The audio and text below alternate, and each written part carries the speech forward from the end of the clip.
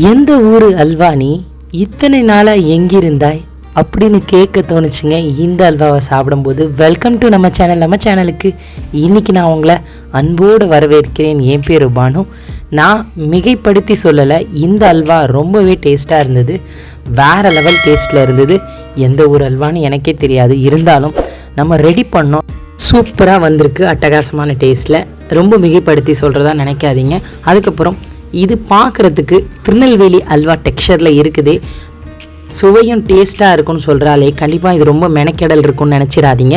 ரொம்பவே ஈஸியான மெத்தடில் இந்த வீடியோவில் சொல்லியிருக்கேன். திருநெல்வேலி அல்வா போல் நம்ம கோதுமையை நாள் முழுக்க ஊற வச்சு பால் எடுத்து புளிக்க வச்சு அந்த மாதிரியெல்லாம் செய்யலை. ரொம்ப ஈஸியாக நம்ம கோதுமையும் இல்லாமல் மைதாவும் இல்லாமல் கார்ன்ஃப்ளாரும் இல்லாமல் இன்றைக்கி ரவையில் பால் எடுத்து நம்ம செய்ய போகிறோம். அதுக்கு நான் இன்றைக்கி ஒரு பாத்திரம் எடுத்திருக்கேன். 1 கப் ரவை போட்டுக்கிறேன்.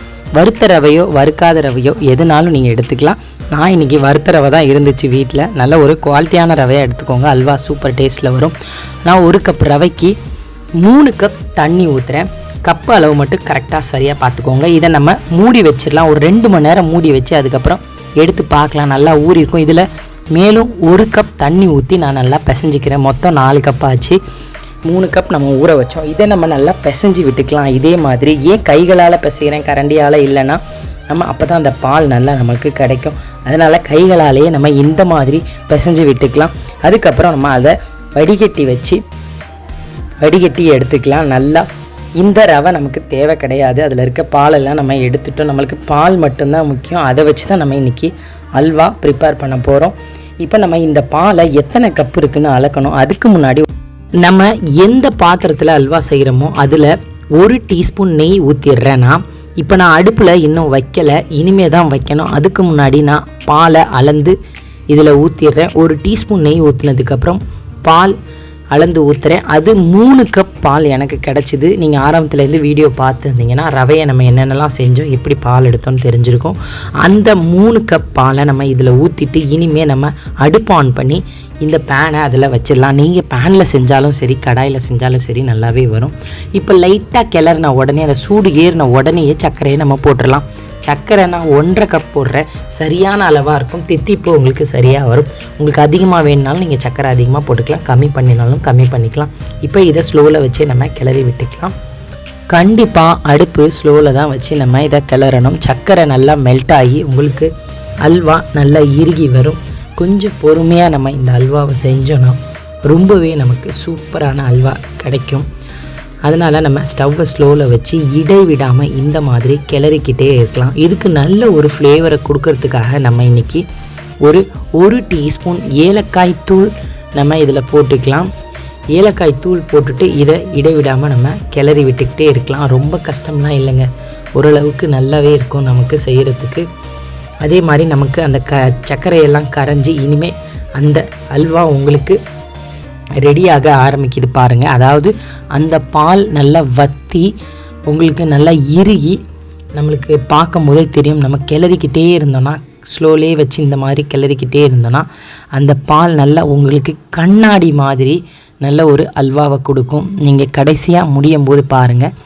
இப்போ நம்ம இதில் 1 டீஸ்பூன் நெய் விட்டுக்கலாம். இந்த டைமில் அடிக்கடி நடுவில் நெய் விட்டு உங்களுக்கு எவ்வளோ நெய் தேவையோ ஊற்றுங்க. நான் இன்றைக்கி வெறும் 100 மில்லி நெய் தான் ஊற்றிருக்கிறேன்.